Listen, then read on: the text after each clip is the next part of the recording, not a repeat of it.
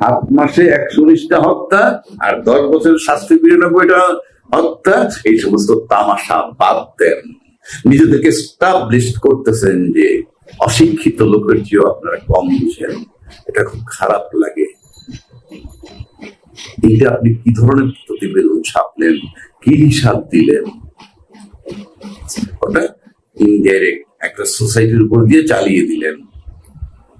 বস্তুত আপনি স্টাবলিশ করতে চেয়েছেন আগের সরকারই ভালো ছিল।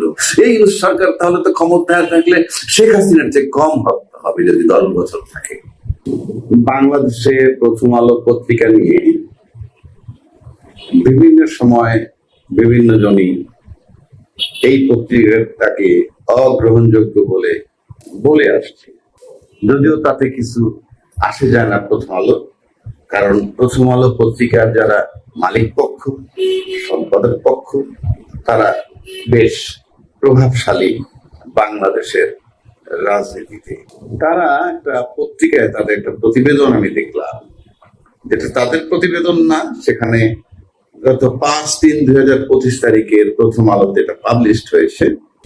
মানে তথ্যদাতা যারা, তারা হচ্ছে মানবাধিকার সংস্থা হিউম্যান রাইটস সাপোর্ট সোসাইটি, এদের একটা প্রতিবেদন, তার আলোকে রিপোর্টটা করেছেন। এবং সেখানে বলা হয়েছে যে অন্তর্বর্তী সরকারের 7 মাসে দেশে গণপিটুনিতে অন্তত 114টি ঘটনা ঘটেছে। এতে নিহত হয়েছে 119 জন আর আহত হয়েছে 74 জন। সেই জরিপের ভিতরে এটাও বলা হয়েছে আর গত 10 বছরে গণপিটুনিতে মারা গেছে 792 জন, আহত হয়েছে 765 জন। মারা গেছে গণপিটুনিতে বা যেভাবে মারা গেছে, অন্যান্য হিসাবটা আনে নাই, ধরে যান গণপিটুনি।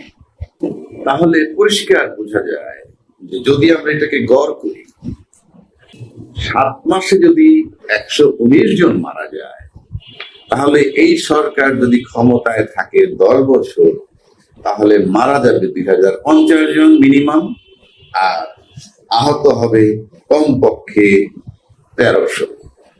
এটা হইল সেই মানবাধিকার সংস্থা জরিপ, যেটাকে এই রিপোর্টটাকে প্রকাশ করার মানে স্টাবলিশ করা প্রথম আলোর পক্ষ থেকে যে আগের সরকার ভালো ছিল। এবং তাই মনে হয় অবশ্যই আগের সরকার ভালো ছিল যদি এই জরিপ সঠিক হয় যে 7 মাসে মারা গেছে 119 জন আর 10 বছরে মারা গেছে 792 জন। সেটা বেশি হিসাব করলে অনেক বেশি মারা গেছে গত 7 মাসে।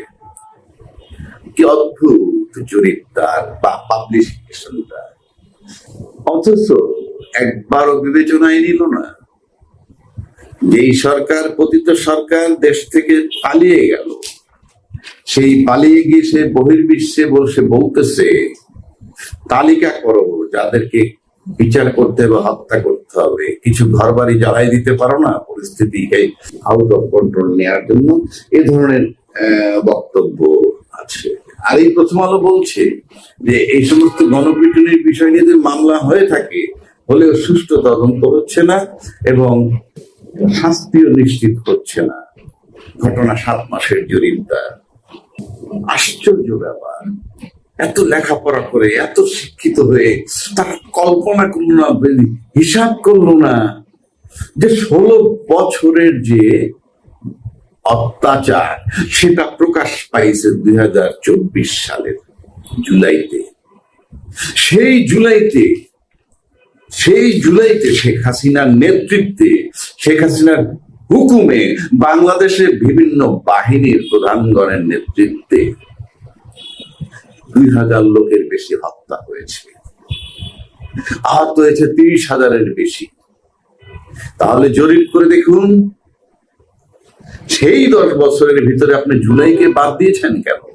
সেই 10 বছরের মধ্যে জুলাই সহ মারা গিয়েছে 2792 জন, আহত হয়েছে 765 জন।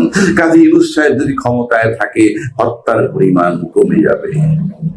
আপনি যেটা বুঝাতে চেয়েছেন যে হত্যা, ওই জরিপ করে 7 মাসে 119টা হত্যা আর 10 বছর 792টা হত্যা, এই সমস্ত তামাশা বাদ দেন। নিজেদেরকে স্টাবলিশড করতেছেন যে অশিক্ষিত লোকের চেয়েও আপনারা কম বুঝেন, এটা খুব খারাপ লাগে। এটা আপনি কি ধরনের প্রতিবেদন ছাপলেন, কি হিসাব দিলেন? ওটা ইনডাইরেক্ট একটা সোসাইটির উপর দিয়ে চালিয়ে দিলেন। বস্তুত আপনি স্টাবলিশ করতে চেয়েছেন আগের সরকারই ভালো ছিল। এই সরকার তাহলে তো ক্ষমতায় থাকলে শেখ হাসিনার যে কম হত্যা হবে যদি 10 বছর থাকে। কারণ 10 বছরে ইউনূস সাহেব 7 মাসের জরিপ হিসাবে 2050 জন হত্যা করবেন বা হত্যা হবে, আর 1300 আহত হবে।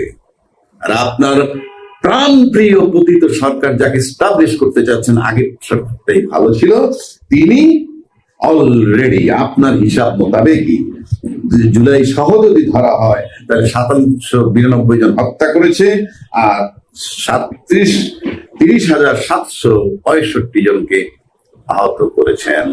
আই হেট দিস প্রতিবেদন। আমার শুধু ধিক্কার জানানো ছাড়া আর কিছুই নাই। মানুষকে এত বোকা ভাববেন না, দেশটার ক্ষতি আপনারা আর করবেন না। শেখ হাসিনার ইতিহাস শেষ বাংলাদেশ থেকে। হাজার চেষ্টা করে বাংলাদেশের মাটিতে আপনি শেখ হাসিনা পরিবারের কে আপনি বাংলাদেশের মাটিতে প্রতিষ্ঠিত করতে পারবেন না। দেশটির অস্থিতিশীল পরিস্থিতি তৈরি করার জন্য আপনারা যা করতেছেন এনাফ, ভালো, খুবই সুন্দর। এগুলা করতে থাকবেন, নির্বাচন হবে না। নির্বাচন না হলে আবার বলছি তৃতীয় পক্ষ ক্ষমতায় আসবে, সে যেই আসুক না কেন নির্বাচন হবে ঘুরে বালি। এবং এটাও মনে রাখবেন যে ইউনূস সাহেব অবশ্যই চলে যাবেন, এবং যদি সে চলে যায় উনি হয়তো বিকল্প ইউনূসই রেখে যাবেন। যেভাবে শেখ হাসিনা চলে যাওয়ার পর তার বিকল্প রাষ্ট্রপতি রেখে গেছেন, প্রশাসন যন্ত্রে তার বিকল্প রেখে গেছেন, এবং রেখে গেছেন আপনাদের মতো সাংবাদিকদের। ভালো থাকুন, ভালো করে চিন্তা করুন, দেশটাকে ভালোবাসেন। ভালোবাসতে না পারলে ক্ষতি করবেন না, এটাই আমার